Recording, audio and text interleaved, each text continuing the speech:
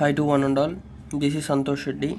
I'm an assistant professor in Department of ECE from Cherboil Engineering College. Today my topic is about VHDL introduction in digital IC applications. I'm going to deal in this topic definition, history, features and basic terminology. First of all, what is VHDL? VHDL is nothing but it is used to design the digital system or it is used to model the digital system at many levels of abstraction and ranging from algorithmic level to gate level.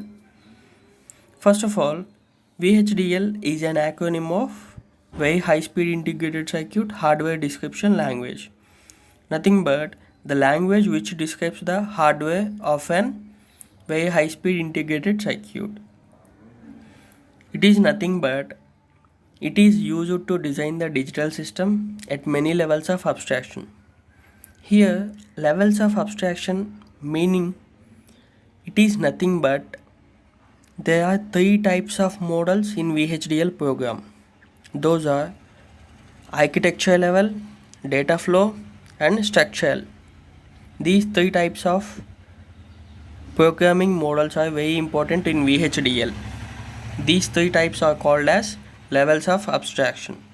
And ranging from algorithmic level to gate level means it is used in binary format to the gate level format in VHDL program. VHDL can be regarded as combination of 5 language specifications. Nothing but these 5 languages are used to internal connections of components, test waveform generation and also output declaration. These 5 languages are first one is a sequential language, second one is a concurrent language, third one is a netlist, fourth one is the timing specifications and fifth one is the waveform generation languages. These 5 languages are very useful and these are regarded as VHDL combinational languages. So, coming to history. In 1981, US companies are designing the very high speed integrated circuit chips for Department of Defense. Later, they were used hardware description language to design their ICs. After that, some companies are formed together and they designed hardware description language VHDL, VHSIC hardware description language in 1986. And they were designed a package called IEEE Institute of Electrical and Electronics Engineers in 1986. This is most important for the VHDL program.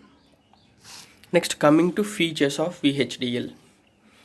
VHDL has powerful constructs.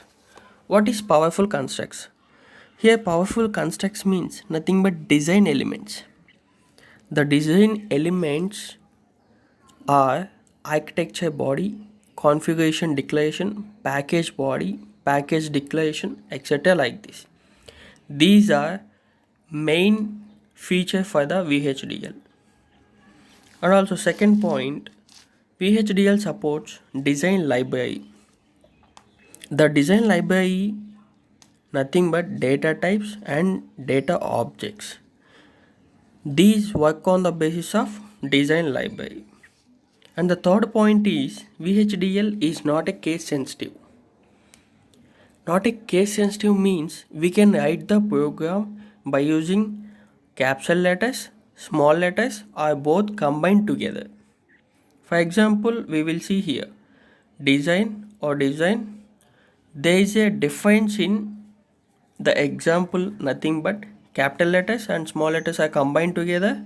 We can write in that form or only capital letter we can write. So that's why it is called as not case sensitive. And the next point is VHDL handles asynchronous and synchronous sequential circuits. Here asynchronous means nothing but output varies by changing of present inputs and synchronous means output depends upon clock. This is also a main feature for the VHDL. And in VHDL, each element is well defined interface, and also the simulation of logical operation is very easy in VHDL. These are the features of VHDL. And coming to terminology, there are 5 types of terminologies as we discussed before. Those are entity declaration, architecture body, configuration declaration, package body. Coming to entity declaration, it is nothing but declaring of input and output signals to the external circuitry. Nothing but what we are giving inputs and what we are giving outputs in form of signals or mode of signals. For entity should have at least one architecture body. Means without an architecture body, entity should not be there. For entity should have at least one architecture body. In entity, it specifies the interfacing of ports, modes of ports, and their directions and the signals of ports. The syntax of entity is nothing but here entity underscore name is port. Here we see an example of signal name. It is an entity mode signal type. It is an entity, and here we will declare the inputs or outputs in mode forms. This is the syntax for the entity. After that, end entity name. Okay, I will explain you about the modes in entity. 5 modes are there in entity. First of all, input mode, output mode, in-out mode, buffer, linkage. Input mode, this is nothing but we will declare the inputs within the entity model. Means nothing but the value of an input port can only be read within the entity model. And next, output mode, the value of an output mode can be updated within the input model. It cannot be read, it can be updated. So the difference between input and output means input can be read and output port can be updated. And coming to in-out mode, this is a bidirectional port. This is also called bidirectional port. This can be read and can be updated within the entity model. Buffer mode, the value of buffer port can be read and be updated within the entity model. Means it can be read and can be updated, but it is somewhat differs from the in-out mode. Those both are not same, those are different. And coming to linkage, it can be read and updated. It is also somewhat similar to buffer mode, but somewhat different. Okay, next of all, architecture body. Second one is the architecture body. The architecture body describes an internal view of entity. Means what we are declaring inputs and outputs, that is functioning in the architecture body.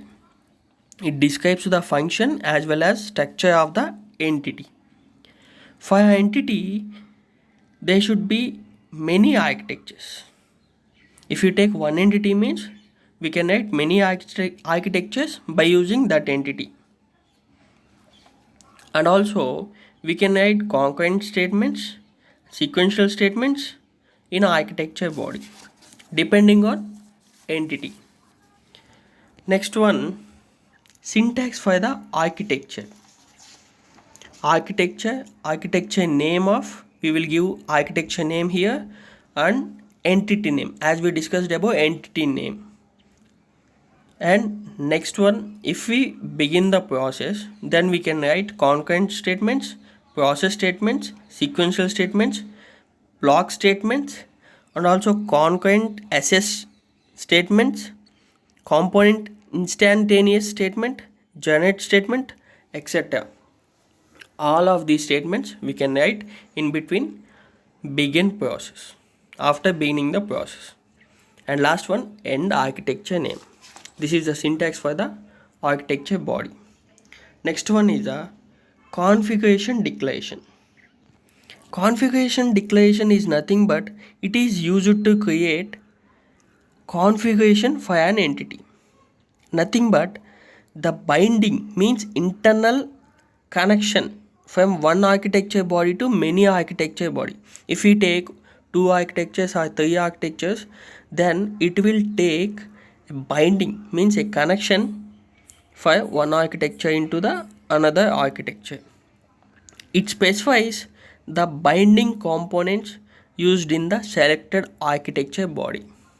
It specifies the binding of components means we can specify the connections from particular architecture body to the other entities. For example, if we have taken 2 or 3 entities and we have taken only one architecture in the program, we can write what the entity we want, what the architecture we should bind.